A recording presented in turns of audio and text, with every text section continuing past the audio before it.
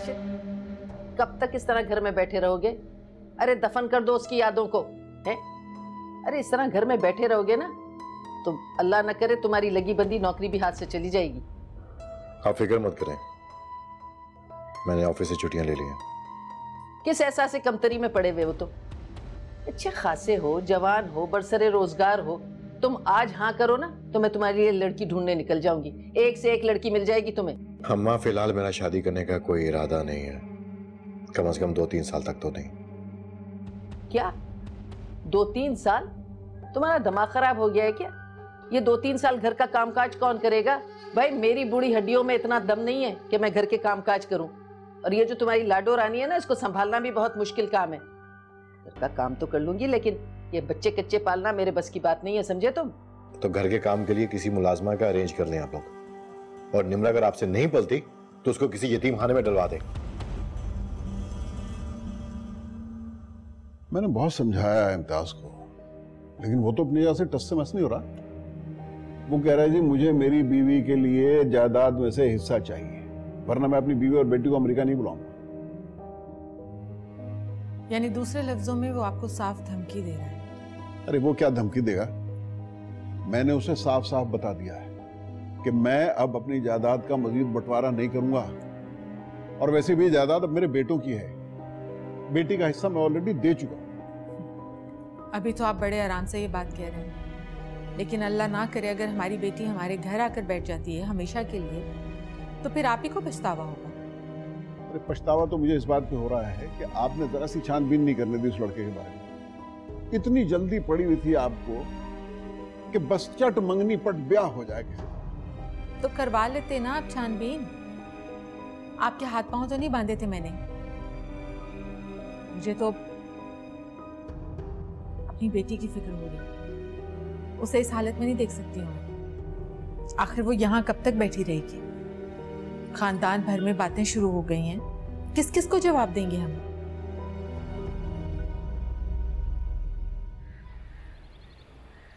अल्लाह का शुक्र है कोई अच्छी खबर तो सुनने को मिली, वरना जब से शगुफ्ता वाला मामला हुआ है बहुत ही टेंशन चल रही थी। वैसे माशाल्लाह बड़ी किस्मत वाली है हमारी बहू। परवीन तो जब से घर में आई है ना, उसकी किस्मत ही बदल गई। पहले 1 साल में 2 बार उसकी प्रमोशन हुई और अब माशाल्लाह से औलाद की नेमत। बड़ी बख्तावर है हमारी बहुएं। हाँ ये तो है। तुमने फोन करके बताया रूहा को? अरे नहीं, उसे हम सरप्राइज देंगे, आने वाला ही होगा बस। अरे क्या भाई? वालेकुम सलाम। आप जीते रहो। क्या बात है, आज आप दोनों बहुत खुश लग रहे हैं। हाँ भाई, बात ही खुशी की है। अरे तो फिर बताइए ना, क्या खबर है? बहुत बहुत मुबारक हो तुम्हें, तुम बाप बनने वाले हो। खैर से इस घर में 2-2 खुशियां आएंगी, पहले शामीन की फिर परवीन की। बस अल्लाह मेरे बच्चों की नसीब बहुत अच्छे करे। आमीन। अरे खुश हो जाओ ना। हाँ खुश हो। सच बताए ना, आपको खुशी नहीं हुई? ऑफ कोर्स हुई है। पर आपके चेहरे से तो नहीं लगता कि आपको खुशी हुई। मैं कुछ जरूरी काम कर रहा हूँ, डिस्टर्ब मत करो। सर मेरी किस्मत से आपको ये तरक्की मिली है और औलाद की नेमत भी, लेकिन आपको मेरी कोई कदर नहीं है। क्या चाह रही हो, क्या करूं? आप नाराज क्यों हो रहे हैं मुझसे? अगर मैं गिला कर रही हूँ तो गिला करना मेरा हक भी है। और अपने भाई को देखे ना, कितना ख्याल रखता है अपनी बीवी का। आज सुबह तो मैंने अपनी आंखों से देखा, जूस बनाकर उसके लिए लेकर जा रहा था। देखो पहली बात तो ये है कि मैं रुदाब की तरह बीवी के नखरे उठाने का कायल नहीं, ऐसे ही हूँ। और दूसरी बात ये कि मेरे पास इतना फालतू वक्त नहीं है कि तुम्हारे साथ बैठ के तुम्हारी खिदमत कर सकूं। घर पे और भी बहुत से लोग हैं काम करने वाले, और वैसे भी तुम एक समझदार लड़की हो, अपना ख्याल खुद रख सकती हो। मेरी जगह मिशाल होती ना तो आप ये ना कहती। कि मिशाल का डिस्कशन कहाँ से आ गया बीच में? उसका मुझसे कोई ताल्लुक नहीं है। ताल्लुक नहीं है, ताल्लुक बन तो सकता है ना। क्या मतलब? जिस तरह आप मुझे नजरअंदाज करते हैं, उससे तो ऐसा ही लगता है जैसे आपके दिलो दिमाग पर अभी तक वही छाई हुई है। और मुझे तो ये भी लगता है कि उससे तलाक इसीलिए ली है ताकि आप उसको अपना सकें। अपनी फजूल बातें बंद करोगी तुम?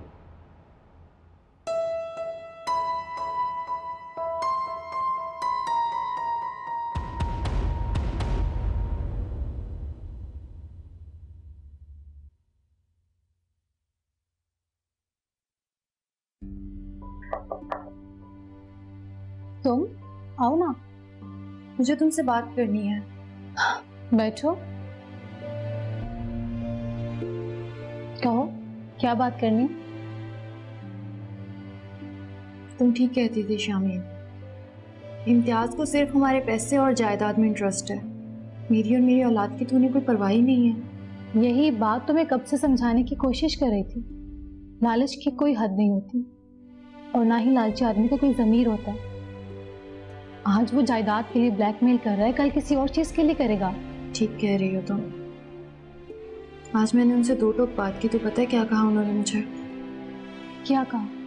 उन्होंने कहा कि तुम्हारे घर वालों को तुम्हारी कोई फिक्र नहीं है, तुम्हारा घर बसाने से ज्यादा उन्हें अपनी जायदाद अजीज है,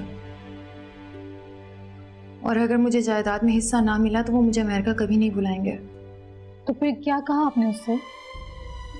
मुझे अपनी गलती का एहसास हो गया। मुझे इम्तियाज जैसे लालची इंसान से शादी नहीं करनी चाहिए थी।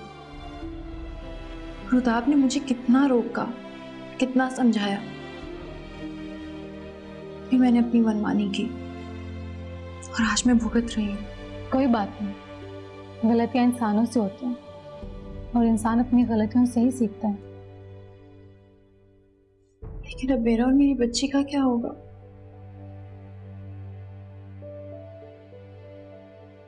तुम फिक्र क्यों कर रही हो? लावारिस तो नहीं हो ना, हम सब हैं तुम्हारे साथ। एक दिन आएगा जब सब मुझसे बेजार हो जाएंगे, वजूद खटकने लगेगा मेरा सबको, तो मैं क्या करूंगी? मैं अपनी बच्ची को लेकर कहाँ जाऊंगी? इंशाल्लाह सब कुछ ठीक हो जाएगा, तुम फिक्र मत करो प्लीज।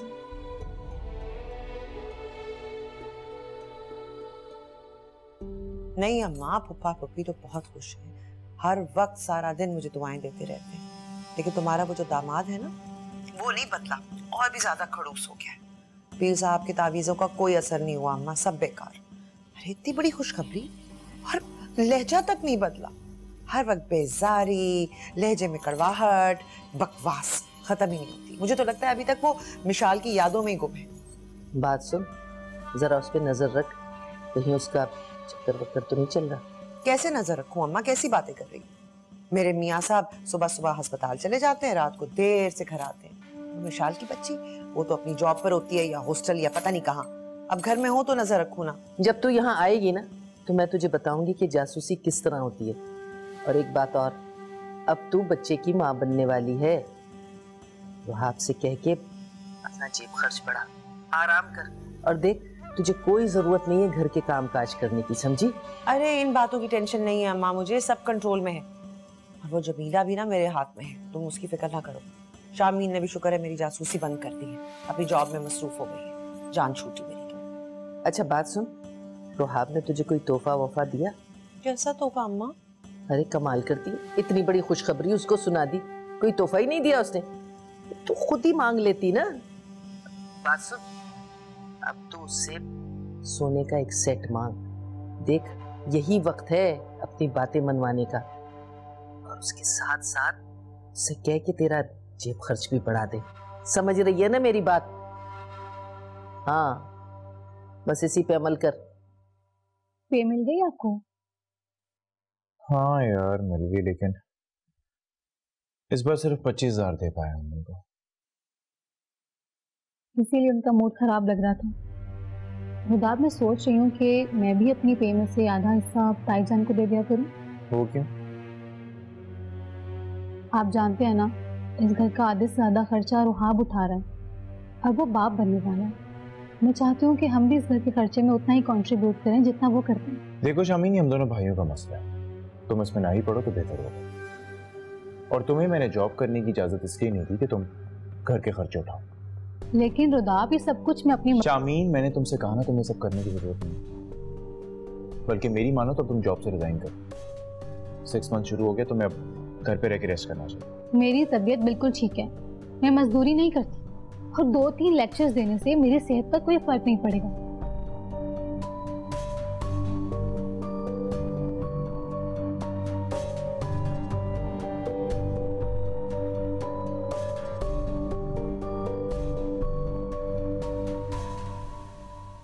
इम्तियाज ने पिछले 1 हफ्ते से फोन नहीं किया। मेरा दिल बहुत घबरा रहा है। अगर उसने गुस्से में आके कोई ऐसा वैसा कदम उठा लिया तो? सब तुम्हारी अपनी गलती है। शामीन की बातों में आकर तुमने उसे तलाक देने के लिए कह दिया। मर्द को तो मौका चाहिए। कल को वो कहेगा खुद ही तो आपकी बेटी ने कहा था फोन पर तलाक के लिए। मम्मी, शामीन ने मुझे तलाक लेने को तो नहीं कहा। उसने तो कहा था कि मैं बस उसे एहसास दिलाऊं। तो दिला दिया एहसास, मिल गया सुकून। अम्मी, इम्तियाज का फोन है, बात करो। हेलो इम्तियाज, कहाँ थे आप? कितने दिनों से मैं आपके फोन का वेट कर रही हूँ।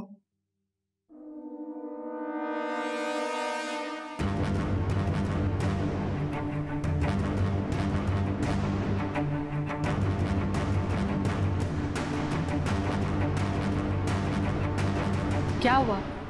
फोन क्यों काट दिया उसने? क्या कह रहा था? अम्मी,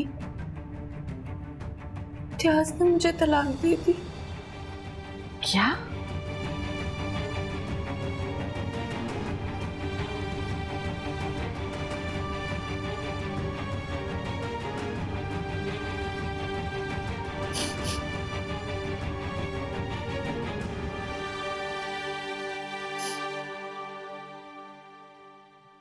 अम्मा, निमरा बता रही थी कि आपने उसको 1 हफ्ते से स्कूल नहीं भेजा। हाँ, नहीं भेजा। मुझसे सुबह सुबह उठा नहीं जाता। अरे मैं तो कहती हूँ दूसरी शादी कर लो, लेकिन तुम कहाँ? तुम्हारे सर पे तो वो जहरा के इश्क का भूत सवार है। बात इश्क की नहीं है, पैसे की है। और दूसरी शादी करने के लिए पैसा चाहिए होते जो मेरे पास नहीं है। परवीन की शादी के लिए जो 5 लाख रुपए लिए थे वो कर्ज अभी तक मेरे ऊपर है। अगर टाइम पर ना दिया तो सूद भी साथ देना पड़ेगा। इस बार मैं तुम्हारी शादी किसी ऊंचे खानदान में करूंगी और रिश्ते वाली से तो मैंने बात भी करी। कैसी बातें करी अम्मा? मुझ जैसा तलाक याफ्ता एक बेटी का बाप, उसको कौन देगा अपनी अमीर बेटी?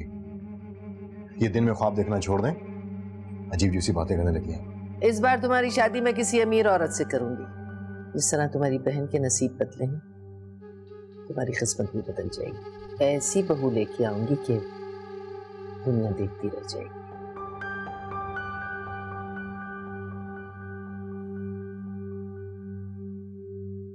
देख लिया तुम्हारी एक छोटी सी गलती की वजह से कितना बड़ा नुकसान हो। मेरा क्या कसूर है? हमारी तो बेटी की किस्मत ही खराब है। अरे तुम औरतों का मसला ही ये है, गलती खुद करती हो और फिर किस्मत को इल्जाम देना शुरू कर दो। इम्तियाज इस काबिल था ही नहीं कि उससे अपनी बेटी की शादी की जाती, लेकिन तुम लोगों ने उसकी जाहिरी चमक दमक ठाट बाट देख के फौरन बेटी का हाथ उसके हाथ में देने का फैसला कर लिया। किसी को सोचने समझने का मौका तक नहीं दिया यार। अब करना क्या है? खुद तो वो दूसरे मुल्क में जाकर बैठा है। अगर यहाँ होता तो उसका गिरेबान पकड़ के पूछती क्या कसूर था मेरी मासूम बच्ची का, क्यों दे दी उसे तलाक। खानदान वाले कैसी कैसी बातें करेंगे, कैसे मुंह दिखाएंगे हम सब। अम्मी, खुदा का वास्ता, खानदान को तो आप रहने ही दो। और शगुफ्ता इकलौती बहन है हमारी, बोझ नहीं है हम पर। और खानदान की कोई पहली लड़की नहीं जिसकी डिवोर्स हुई। इससे पहले भी हमारे खानदान में बहुत तलाकें हुई हैं, हमने तो कभी किसी के मामले में टांग नहीं अड़ाई। अम्मा, वही हुआ जिसका डर था। इम्तियाज ने शगुफ्ता को तलाक भिजवा दी है। घर में बड़ी टेंशन है और फुप्पो ना इस सारी चीज का जिम्मेदार शामीन को ठहरा रही है। कहती है कि वही उकसाती रही है शगुफ्ता को। और मजे की बात ये है कि फुप्पो ने खूब क्लास ली है शामीन की और शगुफ्ता को मना कर दिया है कि वो शामीन से बात तक ना करे। चलो अच्छा हुआ ये तो। अच्छा दफा कर, ये बता तेरे पास कुछ पैसे हैं? यही 10-20 हजार रुपए। इतने पैसे तो नहीं होंगे, सारी जमा पूंजी तो तुमने वो पीर साहब को दिलवा दी थी। तुझसे मैंने कहा था ना कि रुहाब के पर्स से रोजाना कुछ ना कुछ पैसे निकाला कर, लेकिन तेरी अकल में बात आती नहीं है, जाहिल कहीं की। अम्मा, कभी कभी निकाल सकती हूँ ना, रोज तो नहीं कर सकती ना। पता नहीं तुम्हें क्या हो गया है, ऊपर से घर का खर्चा भी दुगना हो गया, वहां से भी कुछ नहीं बचता। घर के खर्चे में से कैसे बचत करनी है वो तुझे मैं बताऊंगी। अब की बार जो सौदा सल्फ लाना है ना, वो चलना इतवार बाजार, वहां से खरीदेंगे। मैं खुद तुझे लेके चलूंगी। अरे जो सामान तुम लोग 50,000 रुपए का लेते हो ना, वहां से 14-15 हजार में आ जाएगा। लेकिन अम्मा, फुप्पो तो बड़े बड़े स्टोरों से सारा सामान मंगाती हैं, मैं क्या करूंगी जो आपको पता चल गया तो? अरे उन्हें कौन बताएगा, तुम बस चलना मेरे साथ, बाकी मैं संभाल लूंगी।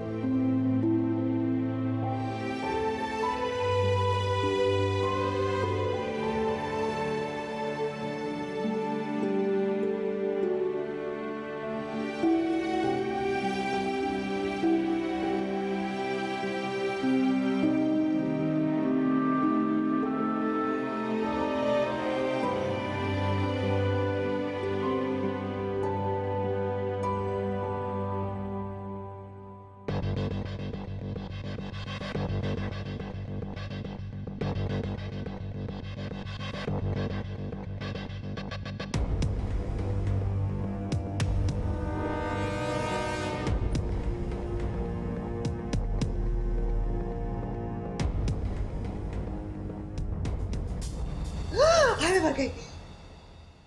अच्छा, तो ये तुम हो जो रोजाना खाने में नमक तेज कर देती हो?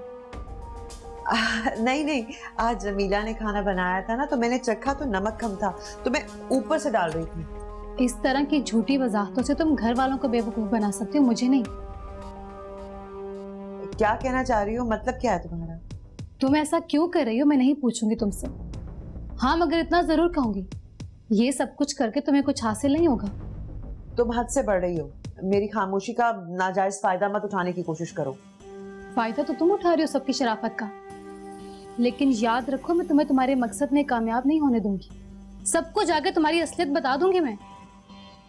तुम मुझे धमकी दे रही हो? धमकियां तो बुज़दिल देते हैं, मैं किसी से डरती नहीं हूँ। चाहूँ ना तो सबको जाके अभी तुम्हारी असलियत बता दो, मगर घर में पहली टेंशन चल रही है शगुफ्ता की वजह से। तुम्हारी ये हरकतें बताकर मैं उनको मजीद परेशान नहीं करना चाहती। अभी भी वक्त है, बाज आ जाओ तुम, वरना रुहाब को तुम्हारी हरकतों का पता चला ना तो अच्छा नहीं होगा तुम्हारे लिए।